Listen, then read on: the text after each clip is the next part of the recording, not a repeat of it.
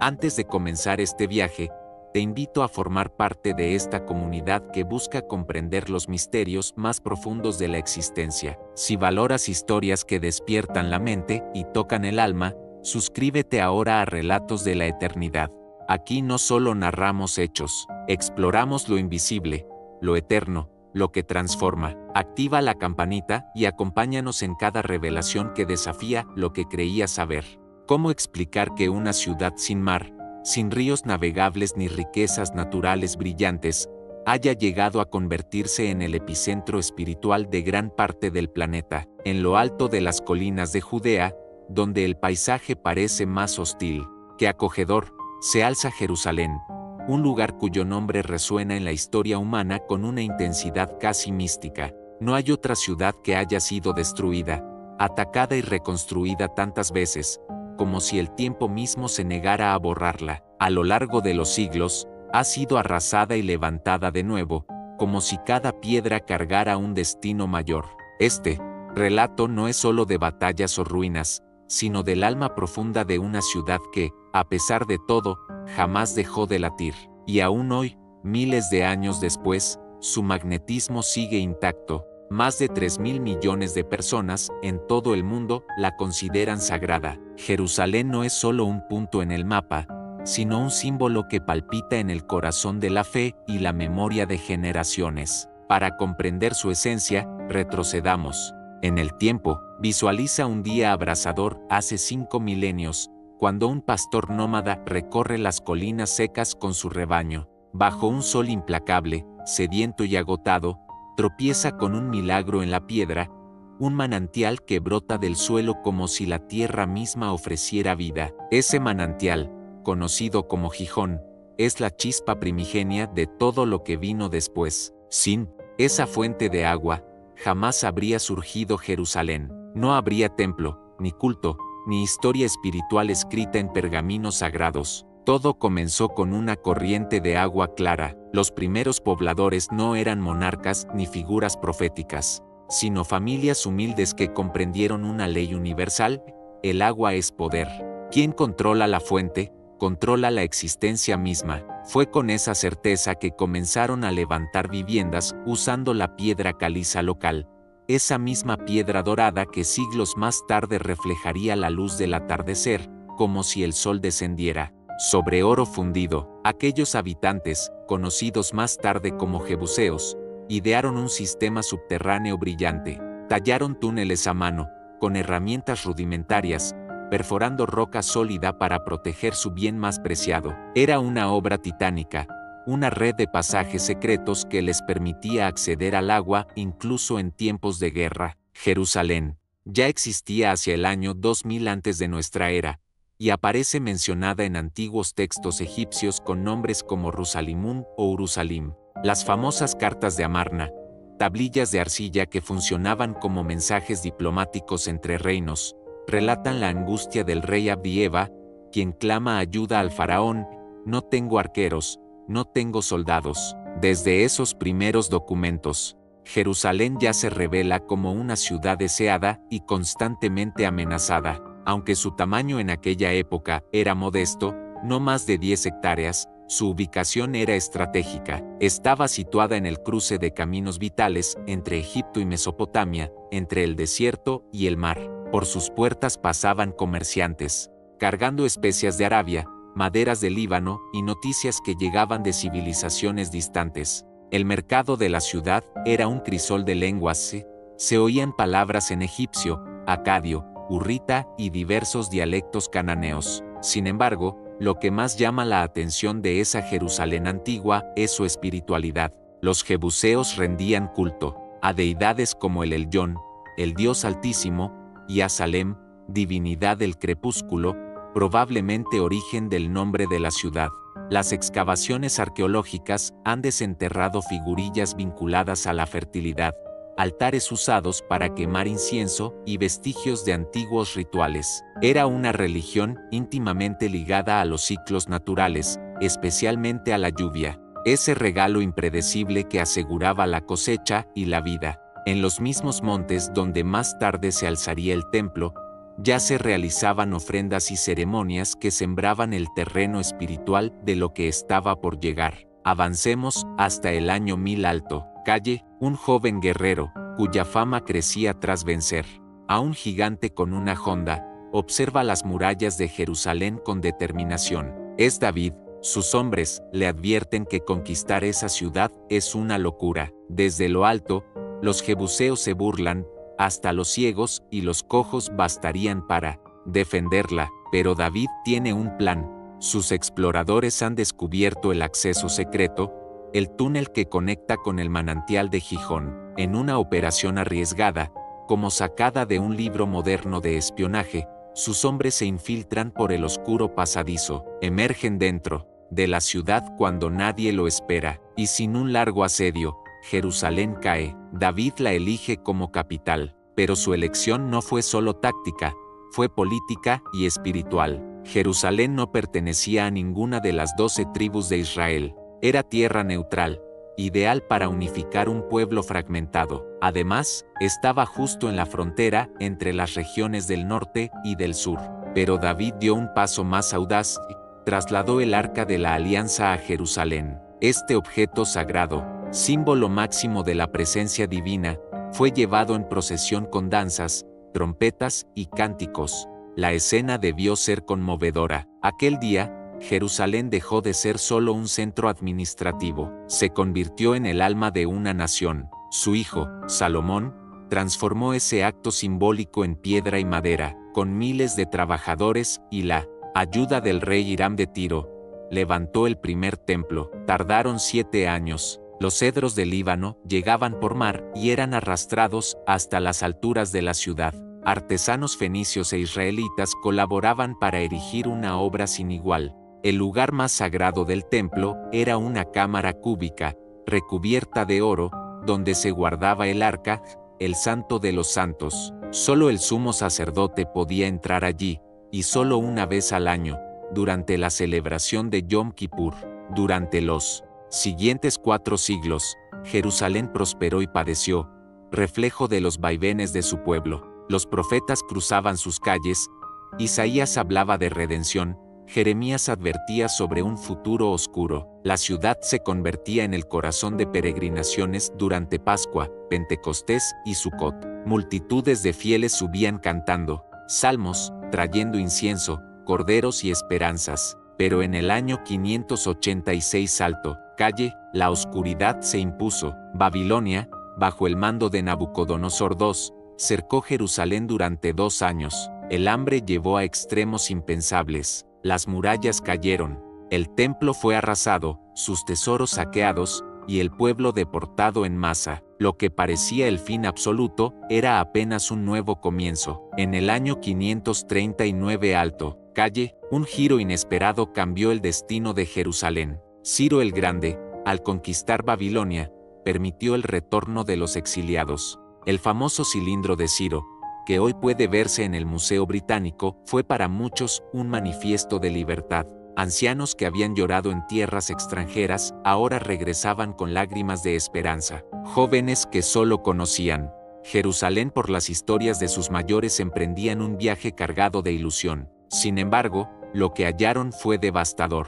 Ruinas, cenizas, la antigua ciudad esplendorosa apenas existía. Zorobabel lideró los primeros esfuerzos para reconstruir el templo. Sin la riqueza ni los recursos de antaño, la obra fue modesta. Muchos ancianos, al ver los nuevos cimientos, rompieron en llanto. Pero la esperanza no murió. Los profetas, Ageo y Zacarías proclamaron: la gloria de esta casa será mayor que la del primer templo. Nadie podía imaginar cuán ciertas serían esas palabras. Décadas más tarde, un hombre llamado Nehemías, servidor del rey persa, oyó sobre la situación de Jerusalén y se conmovió profundamente. Arriesgó su vida al pedir autorización para restaurar las murallas. Lo logró. Organizó al pueblo con una eficiencia admirable. Cada familia trabajaba en un tramo, armados para defenderse mientras reconstruían. En solo 52 días, Jerusalén volvió a tener murallas,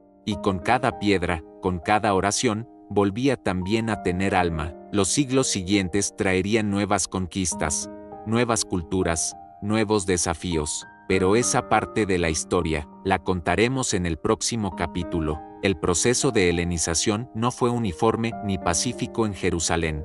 A medida que la influencia griega se expandía, también lo hacían sus costumbres, muchas de ellas profundamente chocantes para los sectores tradicionales de la sociedad judía. Aparecieron gimnasios donde los jóvenes entrenaban completamente desnudos, siguiendo las prácticas atléticas griegas, algo que escandalizaba a los defensores de la modestia y las leyes ancestrales. Los teatros comenzaron a representar tragedias y comedias helenas que exaltaban valores ajenos a la ley mosaica, mientras la filosofía griega, racional, cuestionadora, laica empezaba a calar en los círculos intelectuales, poniendo en tela de juicio las creencias más sagradas del pueblo. Para algunos, estas nuevas ideas representaban modernidad y prestigio, pero para otros, eran una amenaza directa al alma de su identidad.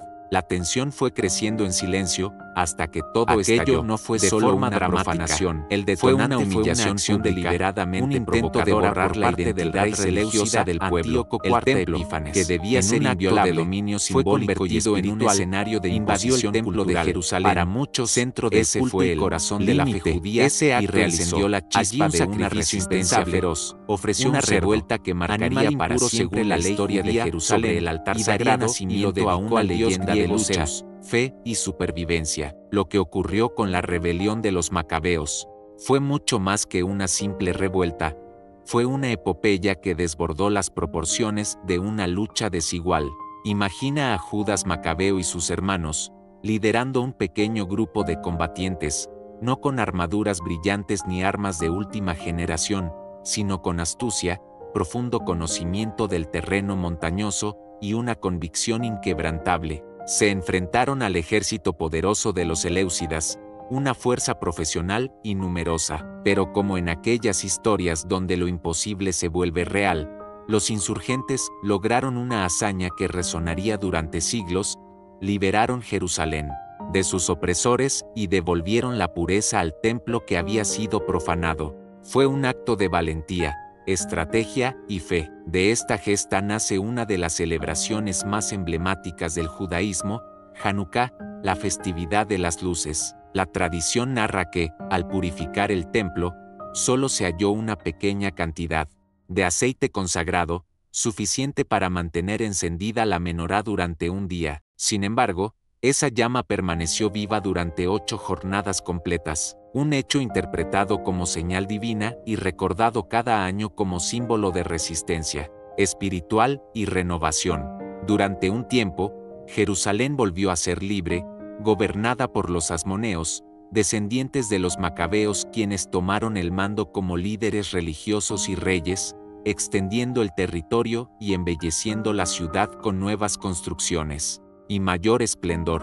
Pero las ambiciones internas terminaron sembrando división. Disputas entre hermanos, intrigas palaciegas y alianzas fallidas abrieron una brecha fatal. Esa fractura permitió la entrada de un nuevo poder, Roma. En el año 63 a.C., el general Pompeyo irrumpió en Jerusalén y cometió lo que para muchos fue el mayor ultraje: atravesó el umbral del Santo de los Santos. Pero lo que encontró dentro lo dejó desconcertado. No había ídolos ni esculturas, ningún tesoro material, solo un espacio vacío, sagrado, reservado para un Dios que no podía ser representado por imágenes humanas. Fue una confrontación directa entre la cosmovisión pagana y la fe monoteísta del pueblo judío. La dominación romana marcaría una nueva etapa, con momentos de fasto y de profunda desolación.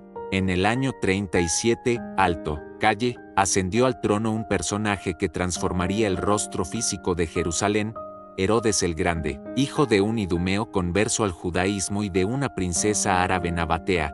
Herodes fue una figura compleja. Sus contemporáneos lo veían con sospecha, lo consideraban un extranjero. Sus actos alimentaron esa desconfianza. Mandó ejecutar a su esposa preferida, a 3 de sus propios hijos y a decenas de posibles rivales. Sin embargo, su ambición arquitectónica no tuvo parangón. Decidió no solo restaurar el templo existente, sino reinventarlo como una maravilla del mundo antiguo. El nuevo templo, impulsado por Herodes, se convirtió en una joya de proporciones descomunales. Amplió la explanada del monte del templo, elevando gigantescos muros de contención. Algunas piedras utilizadas en la construcción pesaban más de 500 toneladas. Un enigma aún sin resolver para los ingenieros modernos. Los muros estaban revestidos de mármol blanco que reflejaba la luz como la nieve, y el techo decorado con puntas doradas que impedían que las aves lo profanaran. Era un monumento al poder, al esplendor y a la espiritualidad. A esta ciudad majestuosa llegó un joven carpintero, del norte, de una aldea poco conocida llamada Nazaret. Durante la festividad de Pascua del año 30, Jerusalén se convertía en un hervidero. Más de 1 millón de personas llenaban sus calles, entre humo de sacrificios, clamores de comerciantes, ruido de monedas y multitudes emocionadas. En medio de este torbellino humano, Jesús de Nazaret realizó un acto de confrontación espiritual que marcaría la historia, volcó las mesas de los cambistas y denunció la corrupción del templo con una voz firme y desafiante. Su declaración: "Mi casa será llamada casa de oración, pero ustedes la han convertido en una cueva de ladrones", quedó grabada para siempre en la memoria colectiva. Los últimos días de Jesús en Jerusalén están tejidos con escenas de profunda carga emocional. La última cena, celebrada probablemente en una casa del sector alto de la ciudad. Su angustiosa oración en el huerto de Getsemaní. El juicio ante el gobernador romano Poncio Pilato en la fortaleza Antonia, el Vía Crucis a través de calles estrechas hasta el Gólgota, y su ejecución en las afueras de la ciudad, donde Roma castigaba con la pena máxima. Para los seguidores de Jesús, su resurrección 3 días después cambiaría el curso de la humanidad entera. 4 décadas más tarde, la ciudad sagrada ardería de nuevo. En el año 66 d.C., los judíos se alzaron contra el Imperio Romano. Fue el comienzo de una catástrofe. Para el año 70, las legiones del general Tito sitiaban Jerusalén.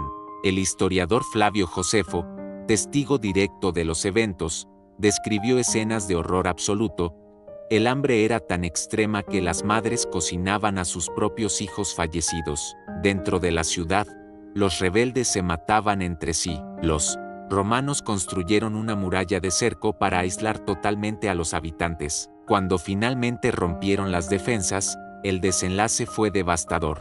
El templo ardió y el oro de sus ornamentos se fundió entre las piedras. Josefo relata que la sangre corría por las calles como torrentes. Más de 1 millón de personas perdieron la vida o fueron esclavizadas. Jerusalén quedó arrasada. Los romanos incluso pasaron el arado sobre sus ruinas, cumpliendo al pie de la letra la profecía de que no quedaría piedra sobre piedra. Pero ni siquiera esa destrucción total bastó para enterrar a Jerusalén. En el año 130, el emperador Adriano decidió construir una nueva ciudad romana sobre sus restos, Aelia Capitolina. Prohibió el ingreso de los judíos, permitiéndoles solo un día al año para lamentar la pérdida del templo. En el lugar donde había estado el recinto más sagrado, edificó un templo en honor a Júpiter. Esta provocación encendió la última gran rebelión judía, la revuelta de Bar Kokhba, un líder que fue proclamado Mesías. Por un breve lapso de 3 años,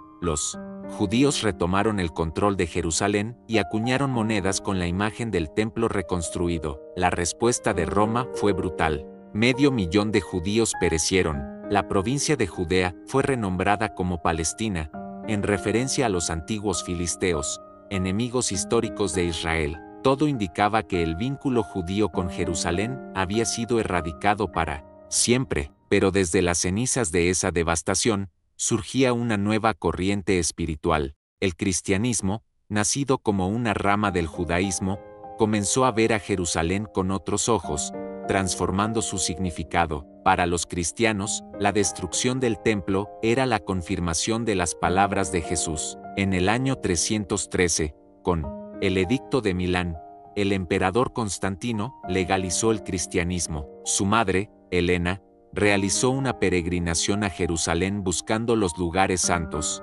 Ya fuera por revelación o por conveniencia política, afirmó haber hallado la cruz verdadera el Gólgota y el sepulcro de Cristo. Como resultado, Constantino ordenó la construcción de la iglesia del Santo Sepulcro, marcando el renacimiento de Jerusalén como ciudad cristiana. Durante los siglos siguientes, Jerusalén se llenó de monasterios, iglesias y santuarios. Llegaban peregrinos desde todos los rincones del imperio. El desierto de Judea, antes hostil, se transformó en refugio de ascetas y ermitaños que deseaban vivir como Cristo. Cada rincón de la ciudad se convertía en lugar de oración. Las piedras de Jerusalén no eran solo testigos, eran reliquias vivas de una fe en expansión. En el año 637, el destino de Jerusalén volvió a girar.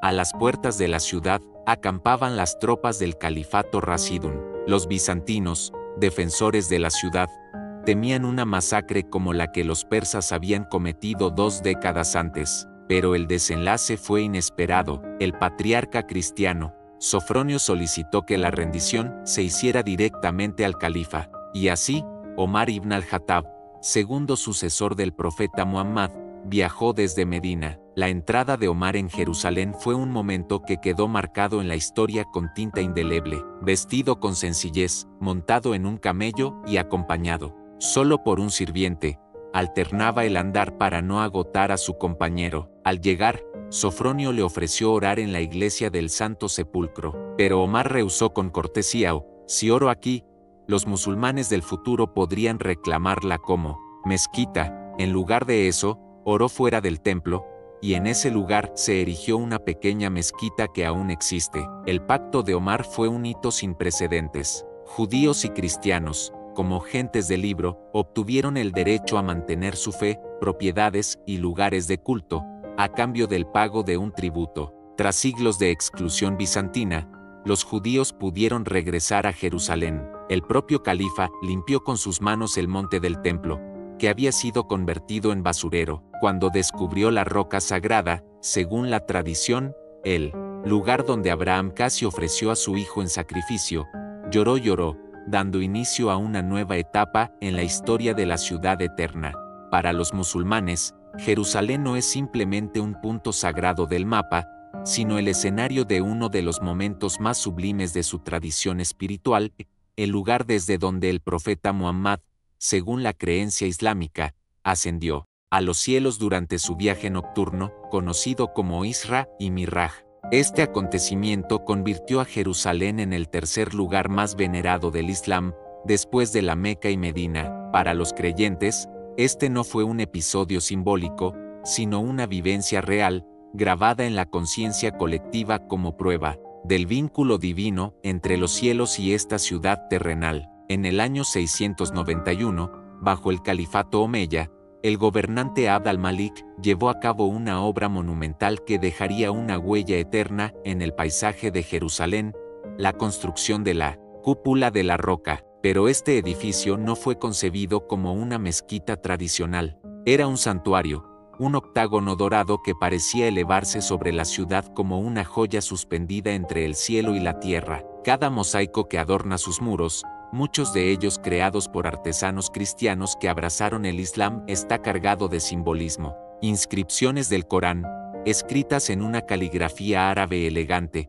proclamaban sin ambigüedades: el Islam no solo había llegado a Jerusalén, sino que había venido a quedarse. Al lado del santuario se erigió la mezquita de Al-Aqsa, cuyo nombre significa la más lejana, en alusión a la mención en el propio Corán. Conocida por los musulmanes como Al-Quds, la Santa, Jerusalén se convirtió en destino de peregrinación, reverenciada por millones de fieles que ansiaban rezar donde el profeta había puesto sus pies. Durante los siglos siguientes, bajo la administración de los califatos omeya, abasí y fatimí, la ciudad floreció no solo como centro religioso, sino como faro intelectual, científico y humanista del mundo islámico. Fue una época de expansión y esplendor. Se fundaron madrasas, escuelas religiosas, hospitales avanzados para su tiempo, albergues para viajeros y mercados que ofrecían desde tejidos finos hasta especias traídas del otro lado del desierto. La ciudad albergaba a judíos, cristianos y musulmanes, viviendo en una convivencia frágil pero real. Cada comunidad mantenía sus tradiciones, mientras compartían el mismo aire sagrado. Los judíos, durante ese periodo, desarrollaron la Masora, una compleja codificación de vocalización del texto hebreo. Los cristianos recibían peregrinos europeos y conservaban sus iglesias, y los musulmanes profundizaban su aprendizaje junto a la mezquita de Al-Aqsa. Aquella Jerusalén medieval vivía un equilibrio precario, una suerte de edad dorada espiritual que no era inmune a conflictos, pero sí representaba un esfuerzo de coexistencia sin precedente. Sin embargo, esa armonía se quebraría brutalmente en el año 1099. Desde Europa, llegaron los cruzados, impulsados por el deseo de liberar los lugares santos, pero armados con espadas bañadas en fanatismo. Tras 5 semanas de sitio, irrumpieron en Jerusalén el 15 de julio, desatando una de las matanzas más espantosas de la Edad Media. Lo que sucedió fue una ola de violencia que desmentía todo lo que afirmaban defender. Los cruzados asesinaron sin distinción. Los judíos se refugiaron en sus sinagogas, que fueron incendiadas con ellos dentro. Los musulmanes se agruparon en la mezquita de Al-Aqsa, creyendo estar a salvo, pero fueron masacrados hasta que, según los relatos de la época, la sangre llegaba a los tobillos. En solo 2 días, casi toda la población fue exterminada, y mientras las calles aún olían a ceniza y horror, los cruzados, cubiertos de sangre, marcharon a la iglesia del Santo Sepulcro a dar gracias por lo que consideraban una victoria divina. Bajo el dominio cruzado, Jerusalén cambió de rostro. La cúpula de la roca fue transformada en iglesia y la mezquita de Al-Aqsa en residencia palaciega. La orden militar de los templarios, surgida durante este periodo, estableció su cuartel general en el monte del templo, tomando de ahí su nombre. Pero este dominio no sería eterno. En 1187, una figura emergió desde el corazón del mundo islámico: Saladino, comandante kurdo, estratega brillante y líder unificador. Logró lo que parecía imposible: reunir a los musulmanes y marchar hacia Jerusalén. A diferencia de los cruzados, Saladino actuó con compasión. Permitió que los cristianos abandonaran la ciudad a cambio de un rescate razonable. Muchos de los que no podían pagar fueron liberados por su generosidad personal. Cuando algunos de sus comandantes sugirieron destruir el Santo Sepulcro en venganza, Saladino se negó rotundamente. Los peregrinos vendrán, aunque aquí solo quede un agujero en la tierra, respondió. También permitió el regreso de las comunidades judías, expulsadas durante el dominio cruzado, y encomendó a familias musulmanas la custodia de los sitios cristianos, una tradición que perdura hasta nuestros días. Con la llegada de los mamelucos, en el siglo XIII, Jerusalén vivió una nueva etapa. Aunque ya no era capital de un imperio, se convirtió en centro de estudio y devoción. Se construyeron madrasas exquisitas, fuentes ornamentales y albergues que aún decoran las calles de la ciudad vieja. La presencia religiosa no disminuyó. La ciudad seguía siendo destino para fieles de las 3 religiones. En diciembre de 1516, un nuevo poder apareció en escena: el Imperio Otomano. El sultán Selim tomó Jerusalén sin combatir. Los mamelucos, debilitados por luchas internas, se rindieron. Cuenta una leyenda que Selim tuvo un sueño en el que el profeta Muhammad le pedía proteger la ciudad. Sea mito o realidad, lo cierto es que bajo los otomanos, Jerusalén recibió un trato de reverencia única. Pero fue Suleimán el Magnífico, hijo de Selim, quien dejó una huella imborrable. Entre 1537 y 1541, Suleimán ordenó la construcción de las murallas que hoy aún definen el perímetro de la ciudad antigua. Si alguna vez caminaste por Jerusalén, entraste por una de esas puertas, admiraste sus torres o recorriste sus callejones, lo hiciste bajo la sombra de esa obra monumental. Con 4 kilómetros de longitud, más de 30 torres y 7 puertas, cada una con una función estratégica y una historia singular, estas murallas eran más que defensas, eran un símbolo. La puerta dorada, sellada por motivos religiosos, permanece cerrada. La puerta de Damasco, con su entrada en ángulo, dificultaba invasiones. La puerta de Jaffa recibía a los peregrinos llegados por mar. La de los Leones, decorada con panteras confundidas con felinos reales por el pueblo, guarda leyendas. propias. Además de reforzar la seguridad, Suleimán renovó la cúpula de la roca con los azulejos azules que aún hoy la hacen brillar. También mejoró el suministro de agua con fuentes públicas y canales que refrescaban las calles. Una inscripción en la puerta de Jaffa aún proclama: en el nombre de Alá, el Misericordioso, ordenó esta construcción el sultán Suleimán, hijo de Selim, que Alá glorifique su victoria. Bajo el sistema otomano de los millets, Jerusalén fue organizada por comunidades religiosas autónomas. Cada grupo, musulmanes sunitas, cristianos ortodoxos, armenios, católicos y judíos, tenía su propio líder, sus reglas internas y sus barrios. Este modelo, aunque segregado, garantizaba cierto nivel de protección y estabilidad. El barrio judío creció con la llegada de exiliados sefardíes desde España. El barrio cristiano floreció con monasterios de diversas denominaciones. El barrio armenio preservó su carácter único,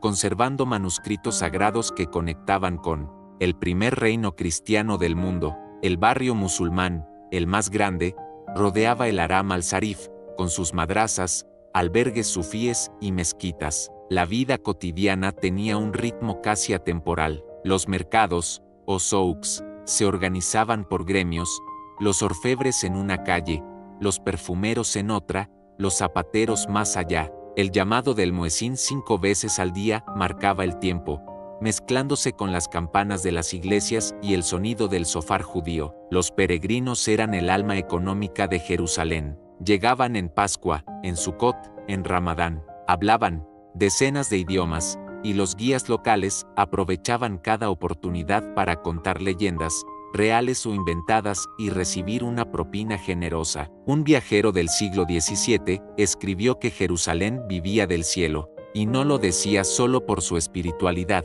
sino por su dependencia de la devoción y las ofrendas. Pero ese equilibrio comenzaría a tambalear en el siglo XIX. Las potencias europeas, olfateando la debilidad del Imperio Otomano, comenzaron a establecer misiones, consulados, hospitales y escuelas más allá de las murallas. En 1860, el filántropo británico Moses Montefiore fundó el primer barrio judío extramuros, Miskenot Zaananim, con su icónico molino de viento. Los rusos construyeron un gigantesco complejo de peregrinación. Los alemanes levantaron colonias templarias. Jerusalén se abría, una vez más, a un nuevo capítulo. A finales del siglo XIX, las potencias europeas transformaron Jerusalén en un tablero diplomático, donde cada nación buscaba dejar su huella a través de construcciones religiosas, hospitales y escuelas. Franceses, italianos y austriacos compitieron ferozmente por establecer su presencia, erigiendo instituciones que mezclaban devoción con ambiciones geopolíticas. En 1892, el rugido del progreso llegó a la ciudad con la inauguración del ferrocarril, que conectaba Jaffa con Jerusalén. Por primera vez, la ciudad milenaria quedaba unida al mundo moderno por vías de hierro. El paisaje urbano comenzó a transformarse. Las antiguas calles polvorientas donde solo transitaban caravanas de camellos se vieron compartidas con los primeros automóviles que sacudían el polvo con sus motores. En los postes recién instalados, los cables del telégrafo cruzaban por encima de escribas que aún redactaban documentos a mano en caligrafía tradicional. La fotografía, tecnología emergente, capturó ese momento único, un Jerusalén atrapado entre dos eras. Pero el cambio más profundo fue el demográfico. A inicios del siglo XIX, la población apenas superaba los 9.000 habitantes. Para 1917, la ciudad albergaba a más de 65.000 personas. Por primera vez en siglos, la mayoría era judía. El sionismo, movimiento que buscaba restaurar la soberanía judía en la tierra ancestral, había convertido a Jerusalén en su estandarte. La frase «el año que viene en Jerusalén», que por generaciones había sido una esperanza repetida en oraciones, comenzaba a tomar forma como una meta política tangible. Frente a esta realidad, la comunidad árabe palestina comenzó a organizarse, con creciente preocupación. Lo que durante el dominio otomano se mantenía en equilibrio bajo sistemas tradicionales, ahora empezaba a tensarse. La ciudad estaba al borde de una nueva etapa que marcaría profundamente el siglo XX. El 11 de diciembre de 1917, una escena cargada de simbolismo se desarrolló en las puertas de la Ciudad Santa. El general británico Edmund Allenby, comandante de las fuerzas aliadas, descendió de su caballo y entró caminando por respeto al carácter sagrado del lugar.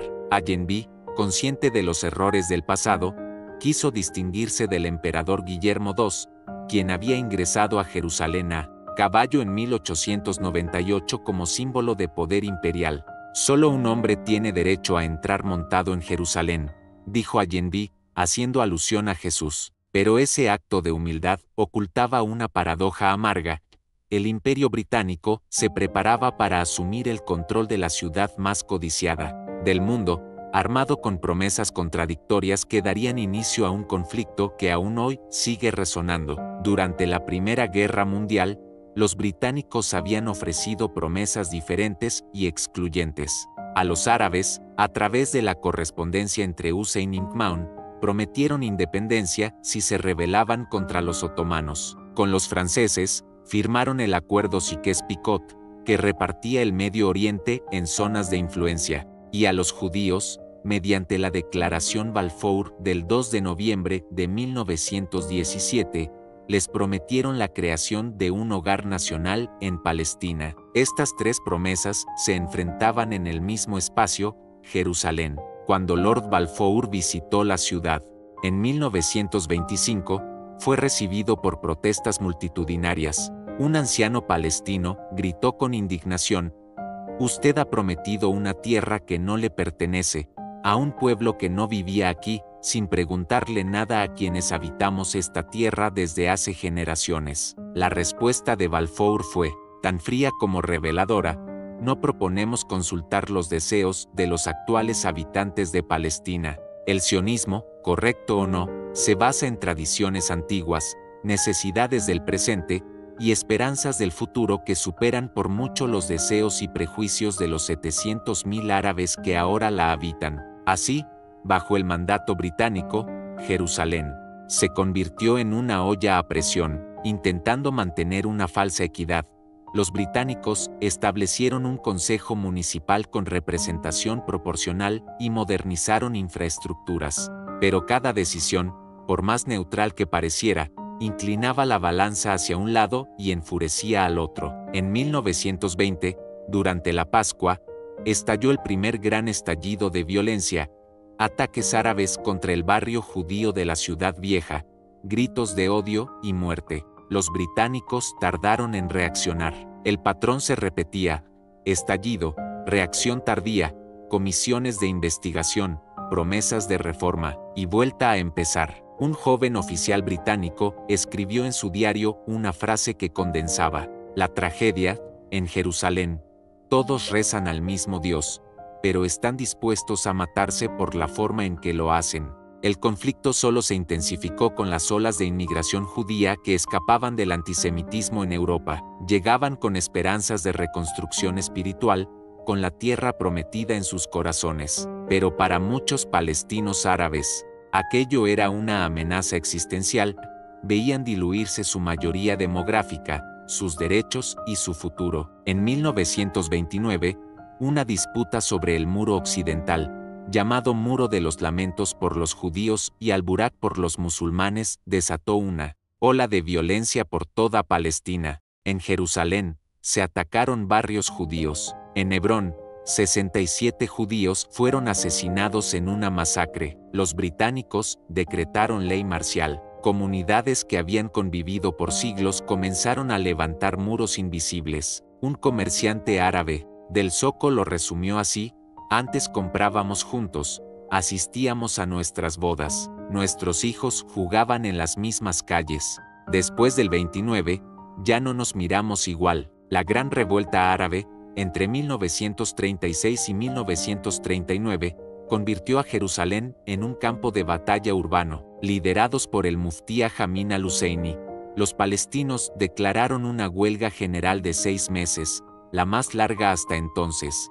Guerrilleros conocidos como fedayines atacaban puestos británicos y comunidades judías. La respuesta del imperio fue implacable: toques de queda, detenciones en masa, demoliciones de casas. Para controlar mejor los disturbios, incluso volaron secciones del casco antiguo para abrir paso a vehículos blindados. Los judíos, por su parte, comenzaron a organizar su propia defensa.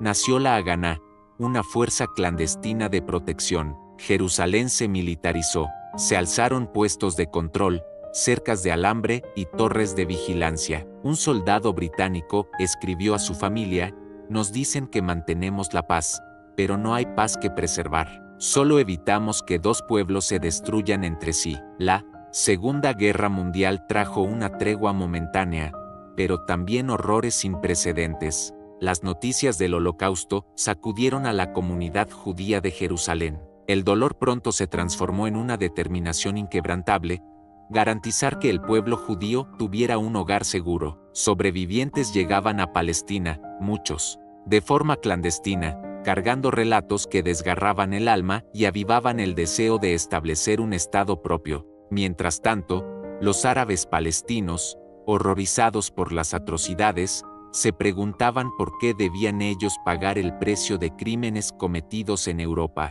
Los británicos, exhaustos por la guerra y enfrentando una creciente insurgencia judía, veían su dominio llegar a un límite. En 1946, el atentado contra el Hotel Rey David, sede administrativa británica perpetrado por el grupo Irgun, mató a 91 personas y marcó un punto de no retorno. Jerusalén se convirtió en un laberinto de registros, ejecuciones y toques de queda. El 14 de febrero de 1947, el gobierno británico anunció su retirada, devolviendo la responsabilidad del futuro de Palestina a la naciente Organización de las Naciones Unidas. Después de 30 años de mandato, los británicos se iban, dejando una tierra profundamente dividida. La última entrada en el diario militar británico en Jerusalén decía: "Misión imposible concluida". El 29 de noviembre de 1947, la Asamblea General de la Organización de las Naciones Unidas votó la partición del territorio en dos estados,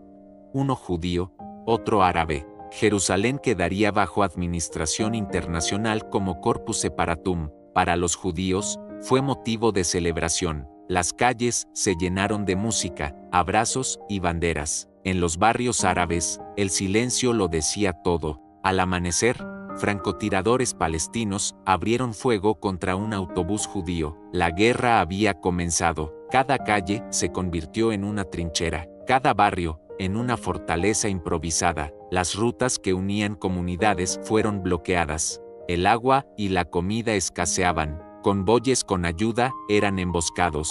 Un sobreviviente recuerda: "Medíamos el agua con cucharas. Los niños lamían las piedras húmedas por la mañana, pero nadie hablaba de rendirse". Para el pueblo judío, Jerusalén nunca fue solo una ciudad. Era, y sigue siendo, el reflejo más íntimo de su alma colectiva, el eje espiritual que sostiene su historia y su identidad. El 14 de mayo de 1948, David Ben-Gurión proclamó la independencia del Estado de Israel. Al día siguiente, como respuesta inmediata, 5 ejércitos árabes se lanzaron al ataque, decididos a impedir el nacimiento del nuevo Estado. Entre ellos, la temida Legión Árabe de Transjordania, formada y dirigida por oficiales británicos, avanzó con precisión hacia el corazón más sensible, Jerusalén. La batalla por la ciudad fue brutal. Enfrentamientos casa por casa, combate cuerpo a cuerpo, francotiradores en las azoteas, granadas arrojadas por las ventanas. En la ciudad vieja, el barrio judío, aislado y superado en número, resistió durante casi 2 semanas, hasta que el 28 de mayo se vio forzado a rendirse. Los combatientes fueron capturados, la población civil evacuada, y muchas sinagogas, algunas con siglos de antigüedad, reducidas a escombros por la dinamita. Años después, un soldado jordano que participó en la ofensiva escribiría con dolor: "No hubo alegría en aquella victoria. Jerusalén lloraba, y nosotros con ella. Era hermano contra hermano en la ciudad de la paz". Tras el armisticio de 1949, Jerusalén, por primera vez en su historia milenaria, fue dividida físicamente. Una línea improvisada de alambres de púas y muros de concreto cortaba la ciudad. En dos mitades, Israel controlaba el oeste, mientras que Jordania retenía el este, incluida la ciudad vieja. El cruce entre ambos mundos era un único punto, la puerta de Mandelbaum, restringida a diplomáticos y clérigos. Las familias quedaron separadas. El histórico cementerio judío del Monte de los Olivos quedó bajo control jordano, y muchas lápidas fueron arrancadas y usadas para construir sanitarios públicos. Durante casi 2 décadas, los judíos no pudieron acercarse al muro occidental, y los árabes que vivían en Jerusalén Oeste habían huido o fueron desplazados. Sus casas, abandonadas, fueron ocupadas por refugiados judíos que escapaban de pogromos en países vecinos. Jerusalén era una ciudad partida en cuerpo y alma. Los niños crecían con visiones opuestas del otro lado, como si pertenecieran a planetas distintos. Un habitante de aquella época recordaba con tristeza: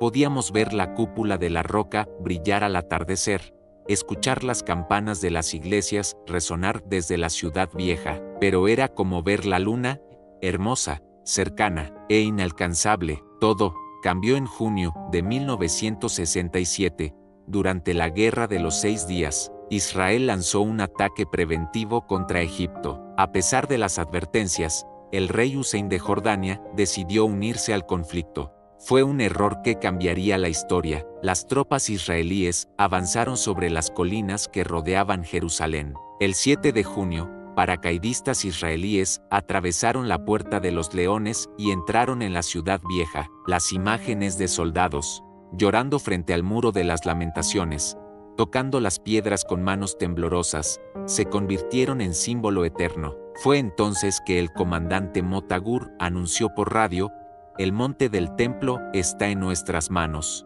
Por primera vez en más de 2000 años, Jerusalén estaba bajo soberanía judía. Sin embargo, el ministro de Defensa Moshe Dayan, en un gesto diplomático, permitió que el WQF islámico continuara administrando el monte del templo, manteniendo ondeando la bandera jordana sobre los santuarios islámicos. Israel anexó Jerusalén y declaró a la ciudad como su capital unida y eterna. Pero unir físicamente no significó unir espiritualmente. Los palestinos residentes en Jerusalén rechazaron la ciudadanía israelí, manteniendo un estatus ambiguo de residentes permanentes. 2 sistemas escolares, 2 sistemas de salud, 2 visiones del pasado y del futuro coexisten en una ciudad dividida por dentro. La construcción de barrios judíos en el este, considerados ilegales por gran parte de la comunidad internacional, solo profundizó la brecha. Las intifadas de 1987 y 2000 reavivaron la violencia. Autobuses volaban, cafeterías eran atacadas, y nuevas barreras surgían en nombre de la seguridad. Un taxista palestino que recorría ambos sectores lo resumió con amarga lucidez: conduzco en una sola ciudad, pero vivo en 2 mundos. Mis pasajeros judíos me hablan de su Jerusalén, los árabes de la suya. A veces me pregunto si alguna vez hablan de la misma ciudad. Hoy, Jerusalén vive una paradoja constante: físicamente unificada, social y políticamente fragmentada. La ciudad vieja sigue siendo el corazón palpitante de la espiritualidad.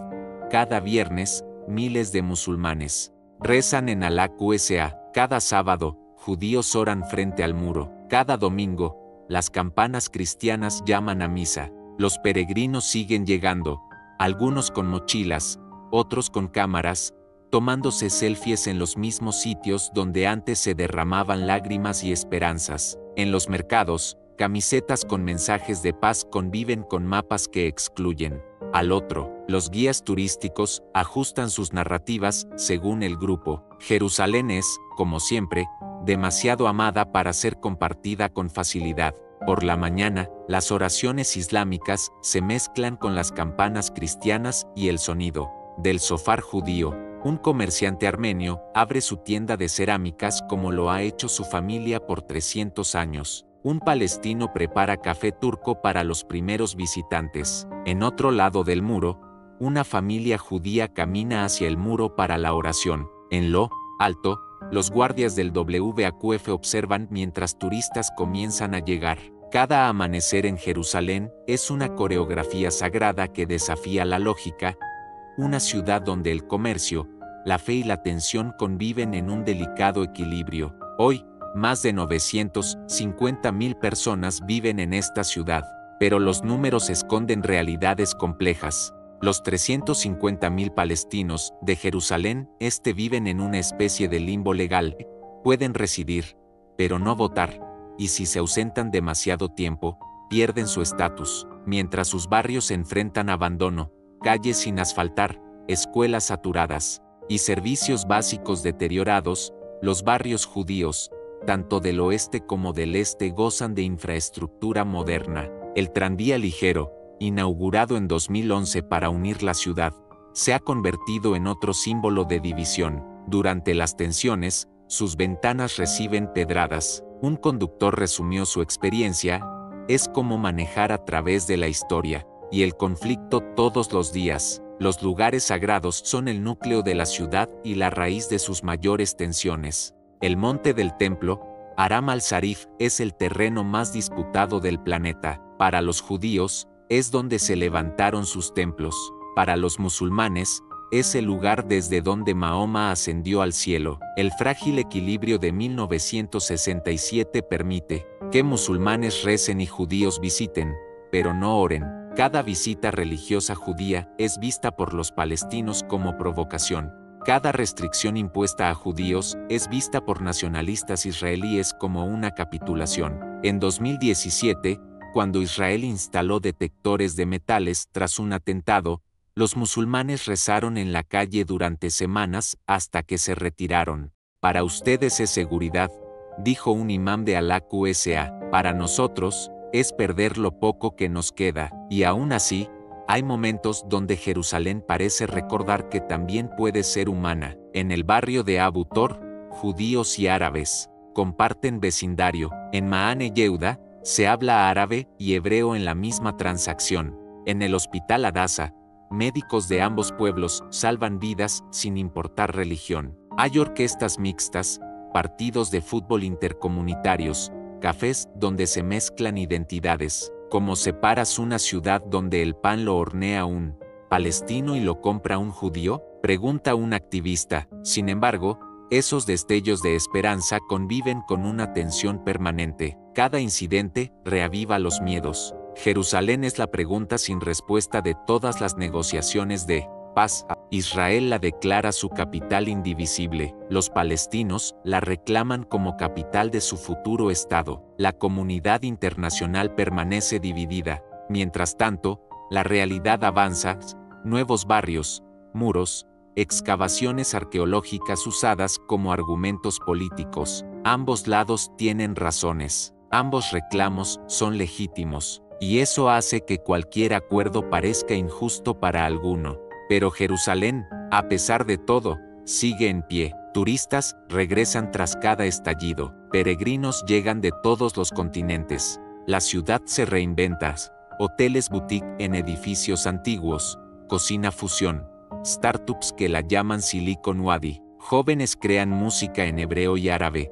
Arte callejero que desafía banderas. Una artista palestina dice: Jerusalén es como un amor imposible, te hiere cada día, pero no puedes dejar de amarla. Al anochecer, la luz del sol tiñe las piedras doradas de rojo. Jerusalén se prepara para otro ciclo de oraciones, conflictos y esperanzas. En algún lugar, un niño estudia textos sagrados soñando con redención.